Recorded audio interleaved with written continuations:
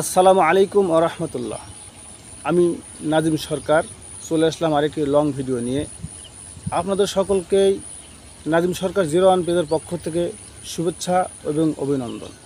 প্রিয় ভাই, আমরা যারা ফেসবুকে কাজ করে যাচ্ছি, এখানে সফলতা অর্জনের আশা নিয়ে আমরা সকলেই একটি কথা বলে থাকি যে ফেসবুকে সফল হতে হলে একে অপরের পাশে থাকতে হবে, একে অন্যের ভিডিও দেখতে হবে, লাইক কমেন্ট শেয়ার করতে হবে, বেশি বেশি অন্যের ভিডিওতে গিয়ে রিয়্যাক্ট দিতে হবে। তাহলে ফলোয়ার্স বাড়বে, আপনার পেজ বা প্রোফাইল বড় হবে, এতে আমরা সামনের দিকে এগিয়ে যেতে পারবো। প্রিয় ভাই, একই কথা আমাদের বাস্তব জীবনে প্রয়োগ করতে হবে।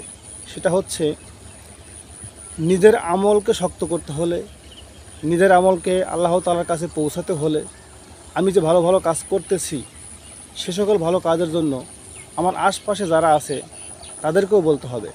শুধু আমি একাই ভালো আমল করব, আমি একাই আল্লাহ তাআলাকে ডাকব, আমি একাই আল্লাহ তাআলার জান্নাতে যাইতে চাইব, এটা হবে না।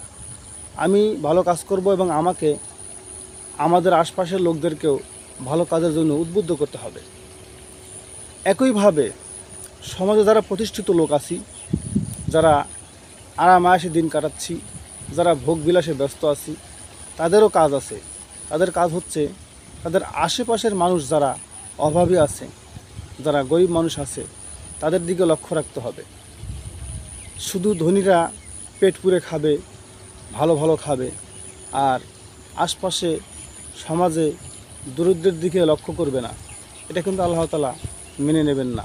আল্লাহ তাআলা কিন্তু আপনাকে এ বিষয়ে ধরবেন যে আল্লাহ তাআলা আপনাকে সম্পদ দিয়েছেন, সেই আল্লাহ তাআলা আপনার পাশের মানুষকে দরিদ্র বানিয়েছেন, গরিব বানিয়েছেন, অভাবী বানিয়েছেন। সকলকেই আল্লাহ তাআলা ধনী করেন নাই, কারণ সবাই যদি ধনী হয় তাহলে ধনীদের বাড়িতে কাজ করবে কে?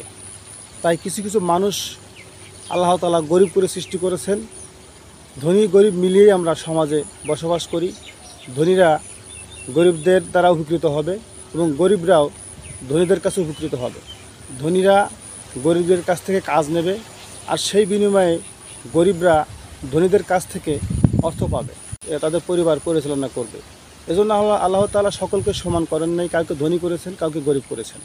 তাই আসুন আমরা সকলেই মিলেমিশে সমাজে চলব, তবে উঁচু তলার মানুষগুলো যেন নিচের মানুষদের দিকে খেয়াল করে।